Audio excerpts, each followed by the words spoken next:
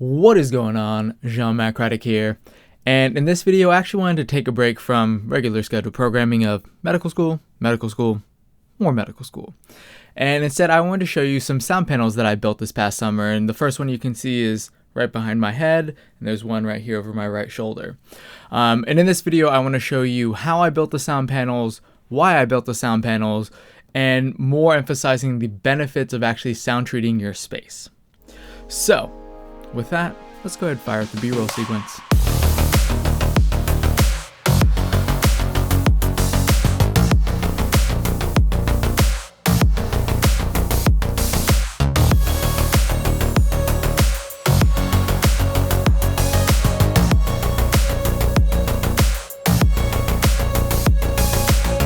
And now, on to the build.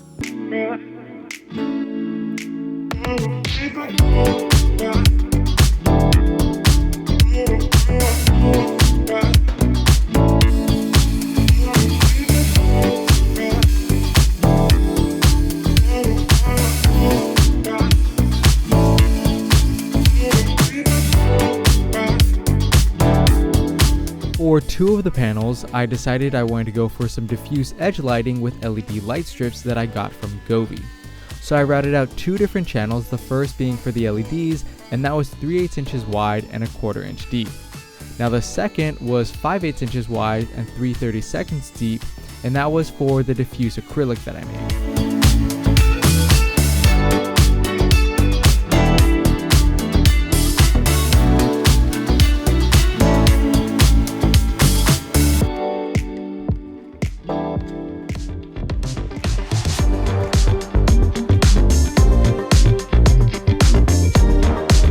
All of the cuts for this project were done using my circular saw, because I unfortunately don't own a miter or table saw, which realistically would have cut this build down in half.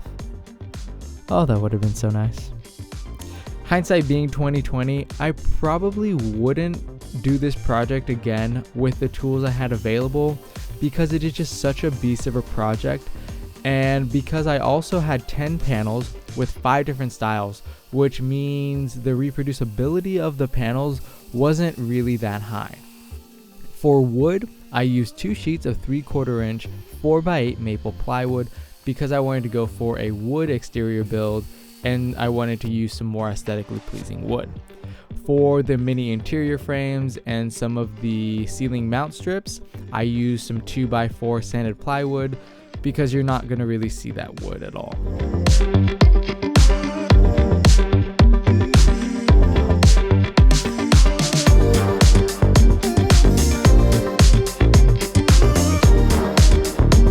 For mounting, I opted for a 2-inch wide piece of plywood that would rest along the panel's rear and top side and allow me to screw a French cleat bracket into it.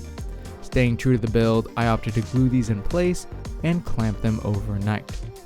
You could also add a cross brace in the middle if you wanted, but since I was using 3/4 inch plywood, I didn't feel like this was necessary since the panels are already pretty stiff as is. For my ceiling mounted panels, I opted for a double French cleat system I found on YouTube. Essentially, you add 2 French cleats with plywood on opposite sides of the panel, then mount a long piece of opposing angled plywood mounted to the ceiling that you slide and secure the panel to. And this part of the build I did opt for screws on top of glue just for added peace of mind.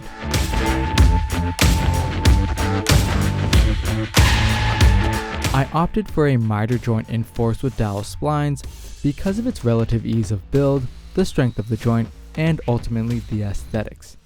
For the dowels, I went for some oak wood that I could stain a different color to give some contrast to the panels. For the drill, I used a 45-degree guide with a 3/8 inch bit that made it possible to reproduce the splines with relative ease. I also strongly recommend removing as much glue as possible, as it's pretty tricky to remove after the matter without damaging the plywood veneer.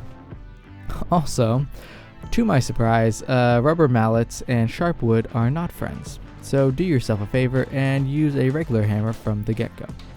And furthermore, to my surprise, flush cut saws should be used along the long end of a piece of wood. since damaging wood is not nice, and I can't say I didn't do that a handful of times.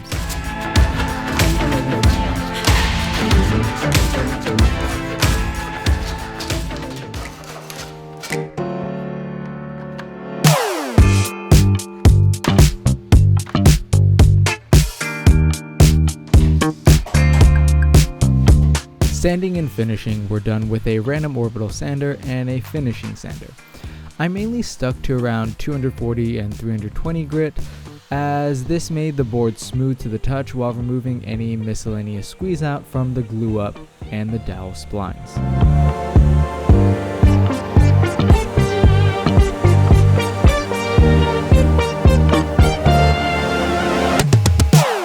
This mini frame served two purposes. One, to allow me to contain the insulation material and not leave it exposed. And two, to maintain the whole wood aesthetic I was going for. For the build, I did add screws for this mini frame since it wasn't going to be visible, and because 1-inch plywood was not a lot of surface area for a strong glue up.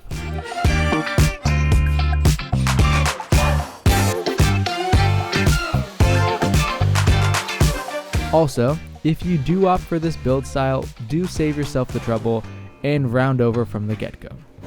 That was yet another painful lesson from this build.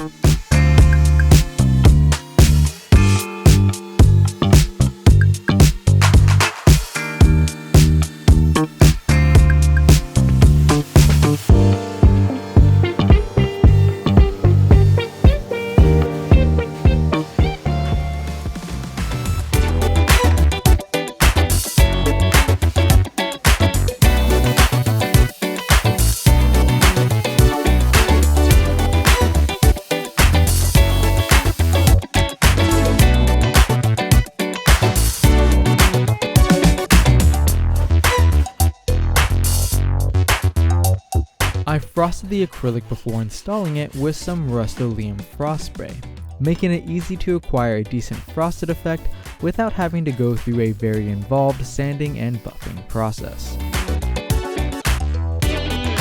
Finishing up my plywood aesthetic was with a 3/4 inch edge banding veneer, which was exceptionally easy to apply.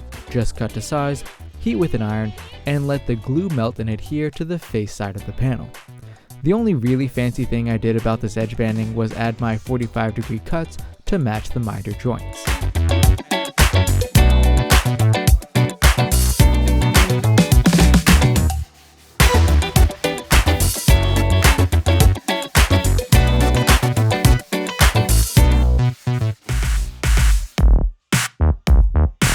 The only part of the build I stained were the 3/4 inch oak dowels I used as splines.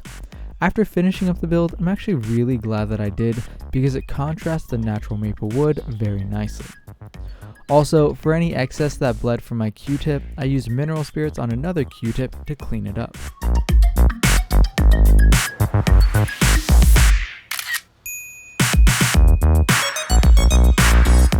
I finished and sealed the wood with Danish wool and superfine steel wool. This gives a lovely finish without coloring the wood as other wood finishes might.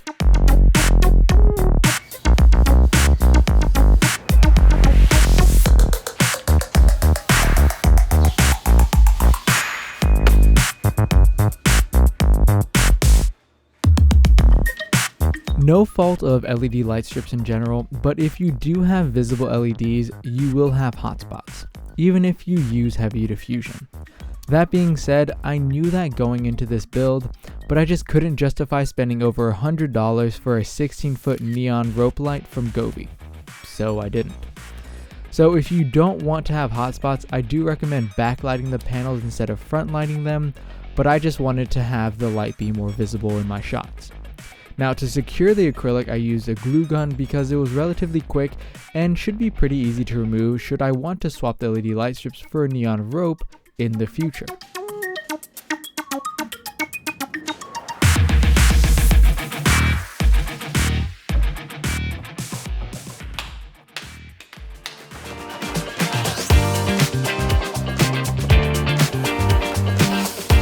After routing all the mini frames with a 1/4 inch roundover bit, they were ready to be wrapped. While I originally was going to buy my material from Joann Fabrics, it was actually cheaper to buy 2 king-size flat sheets from Amazon and cut them to size before ironing and stapling them to the frame.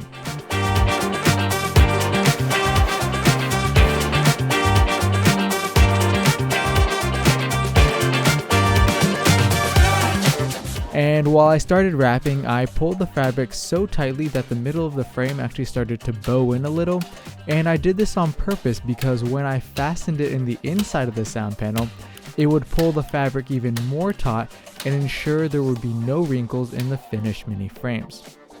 Also, while this should have been relatively straightforward to pull the fabric taut and staple it in place, I learned the hard way what owning a cheap Amazon stapler means for efficiency, and probably wasted over half of my staples due to lack of penetration. Cue another small violin for my pity party.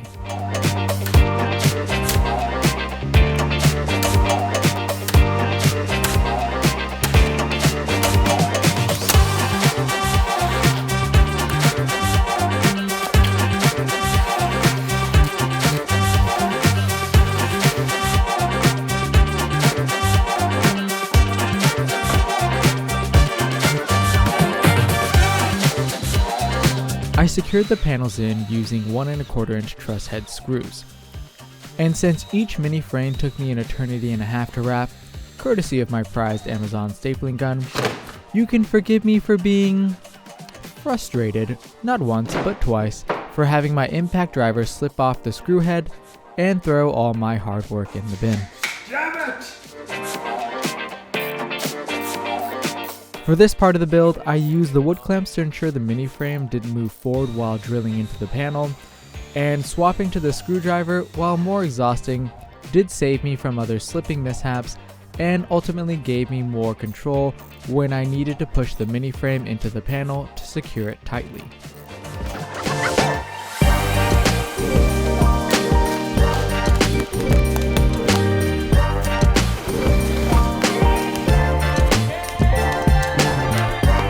For sound treatment, I purchased a bat of 15 by 47 inch R15 Thermofiber Fire and Sound Guard Plus mineral wool insulation. For reference, a bat comes with 8 pieces of insulation.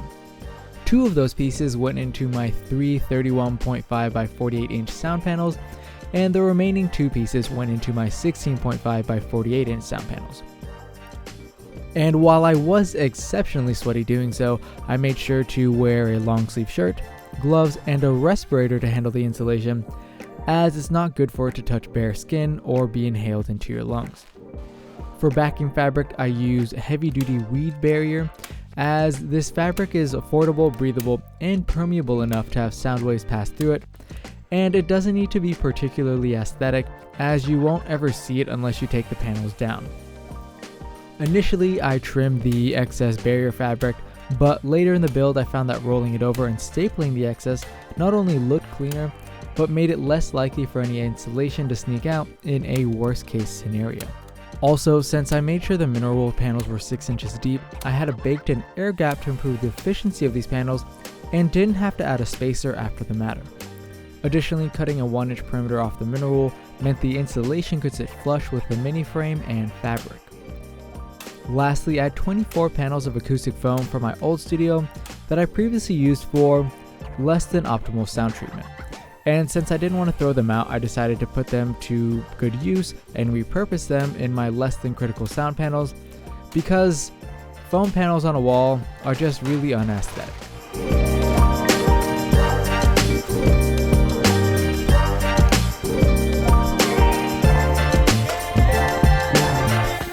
Using the 2-inch mounting support wood, I installed French metal cleats to my panels to mount them to the wall. I originally planned to do this with wood, however I didn't want to have a large gap between the wall and the panels, and this was honestly less cumbersome to do. Also, I was already beyond sick of using the circular saw at this point.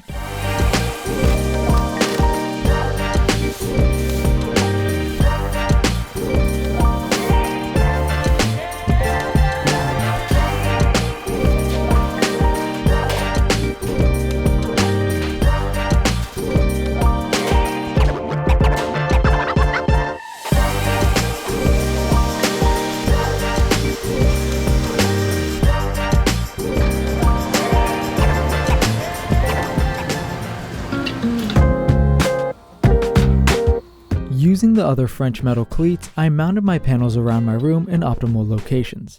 I mounted the 3-inch deep panels with acoustic foam behind my computer monitors.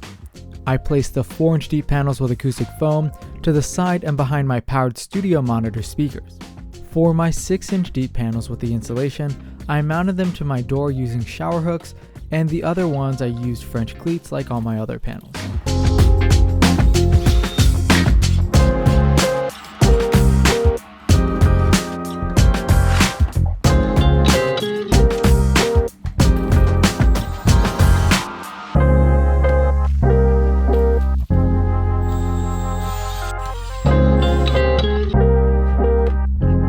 The panels in direct line with my studio monitor speaker tweeters are my wide and 6-inch deep sound panels with insulation.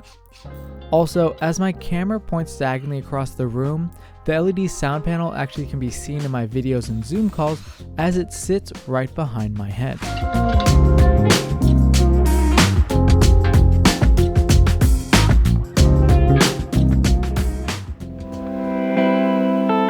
The sanded plywood I got from my local hardware store was actually bowed quite a bit, and when I tried to install it to the ceiling where it wasn't mounted to a stud, it wanted to bow down. So I ended up having to use a super heavy-duty 100+ pound anchor to try to make it flush with the ceiling. Overall, making this French cleat system was much more manageable than other solutions I've seen. However, ceiling mounting in general is still somewhat tricky, as you're trying to keep everything square in the room and find studs, and for this particular system, mounting a long piece of wood that stays flush to the ceiling. And really, outside of that one plywood frustration, the mounting was reasonably painless and only really cumbersome when you're trying to blindly slide around a big wooden box overhead onto a piece of wood with little way to perfectly line it up and hit the money mark on your first try.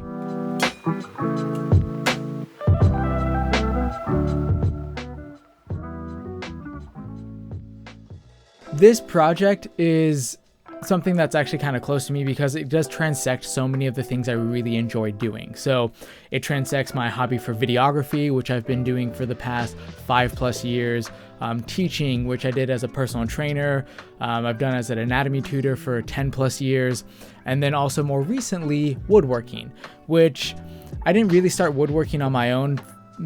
Probably I started about a year ago, and I started with a friend about 2 years ago. And so this is a more recent hobby, and this is realistically like the fifth project I've done by myself, and I really do know how to pick them.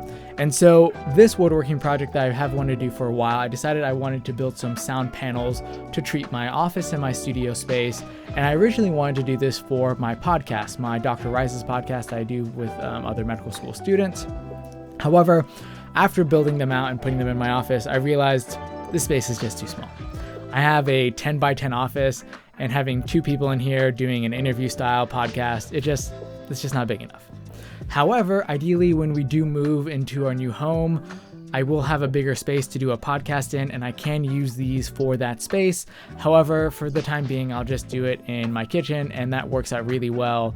And because I do have good mic placement, it really doesn't matter that much, but it could be slightly better if I had a sound treated space.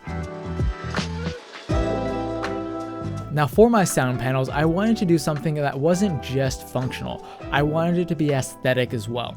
I spent 14+ hours studying in my office for medical school and all of my exams.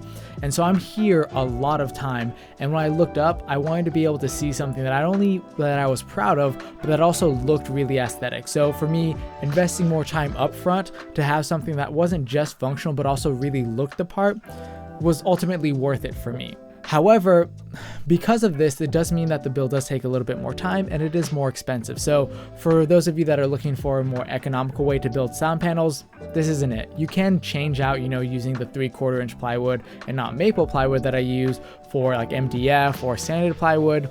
However, this is much more of an involved overall build, but the sound panels and overall finished product that you get, I think is a lot more of a step up from regular sound panels that you see in other videos.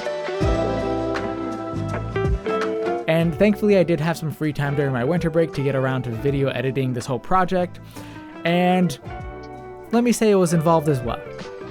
That being said, and now starting my second semester of my second year, I am really glad that I built these sound panels, and I personally think they sound amazing.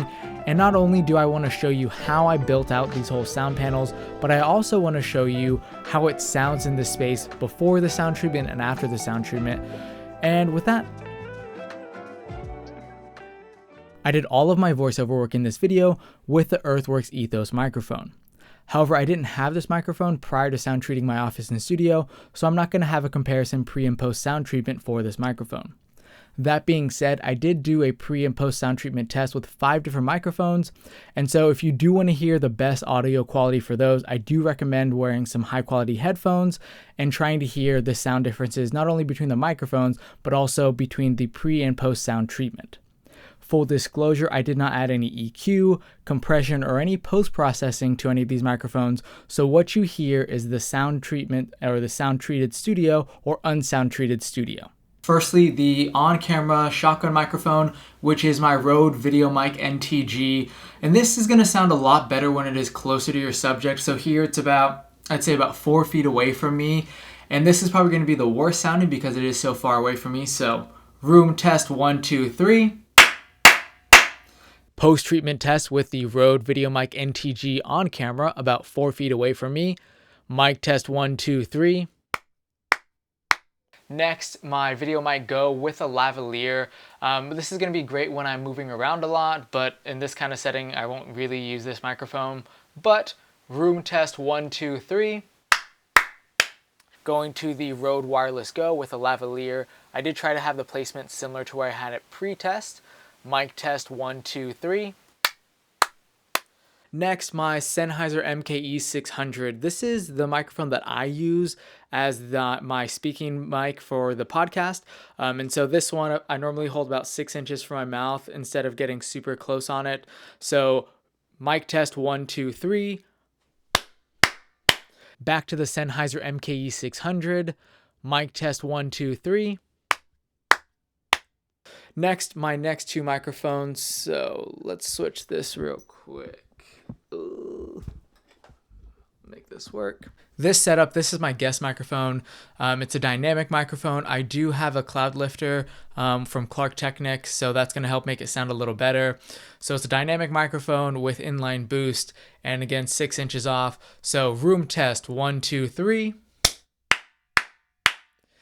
Back to the Sennheiser E835. Mic test 1, 2, 3.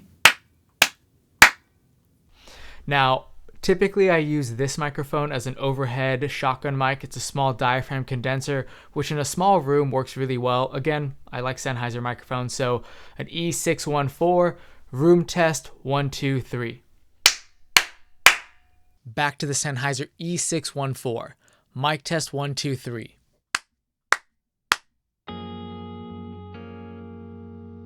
Listening to the audio test side by side, I'd argue that the sound panels did a fantastic job of treating the reverberance in this office and studio. That being said, sound treatment does not overcome poor mic placement. My VideoMic NTG being 4 feet away from me, while it does sound better in this treated space, is still not good mic placement. Having something like this closer to me or something boomed out of frame is significantly better mic placement, is going to make your audio sound significantly better. So while having a good sound treated space is important, it's also important to have really good mic placement to make your audio quality significantly better.